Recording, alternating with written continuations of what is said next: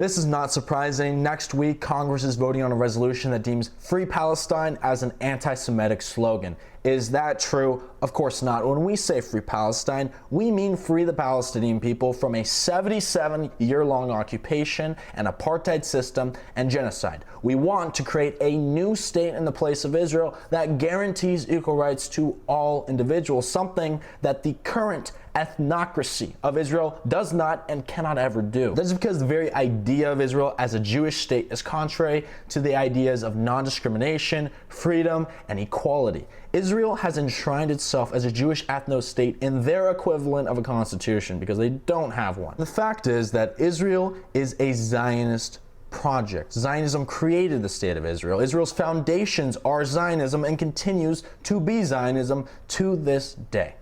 And unfortunately, the truth is that Zionism requires the denial of Palestinian rights to maintain the legitimacy of their ethno-state. One quick example should show you this in essence. In 1948, Zionist paramilitary forces ethnically cleansed Palestine in a violent campaign. Over 750,000 Palestinians were removed from their homes, driven through massacres, bombings, terror campaigns into their neighboring lands. And the state of Israel was created in its place on top of the Palestinians' land that was just stolen from them, in the homes that were just stolen from them. And ever since, Palestinians have desired to return to their land. Rightfully so, they have a right of return. But Israel has never, ever granted Palestinians the right to return. Even if they're civilian, they've done nothing wrong.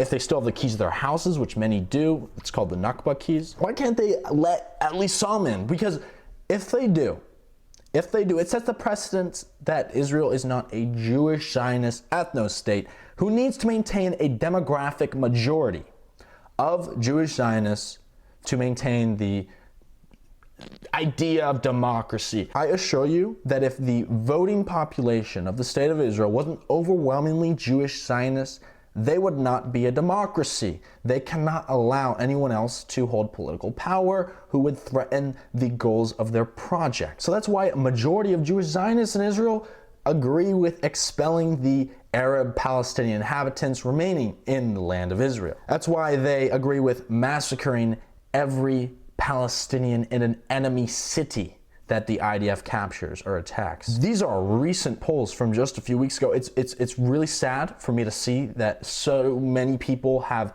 been taught this level of hate, and they are so wrapped up in this ideology that has caused them to forget that these are just fellow human beings. Anyways, back to that resolution. It's not surprising to see something like that out of our AIPAC-controlled Congress. You know, it might pass, but anyone, I assure you, who votes against it will be labeled as supporting the Colorado terrorist attack, which I agree was an anti-Semitic attack, should never have happened. I condemn it, and not only that, but I think it was a net negative to the movement. Not okay. I hope you learned something, take it home for you. Join our new channel in my bio. Thank you, and Free Palestine.